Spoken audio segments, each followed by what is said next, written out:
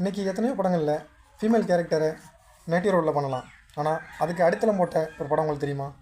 வாங்க பார்க்கலாம். இது சில் பாக்ஸ். நான் அர்ஜுன்.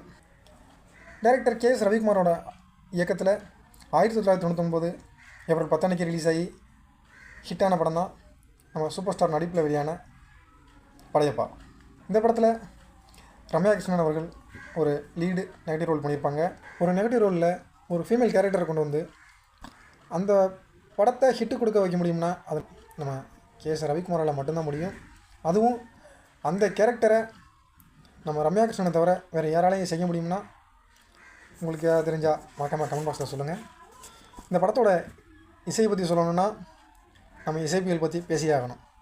படத்தில் வர ஒவ்வொரு பாடலுக்கும் தரமான இசையை கொடுத்துருப்பாரு நம்ம இசைப்பியல். அதுவும் நித்யஸ்ரீ மகாதேவன் ஸ்ரீனிவாஸ் அவர்களோட வாய்ஸில் வந்த ஒரு மேட்டலான பாட்டு தான் மின்சார கண்ணா.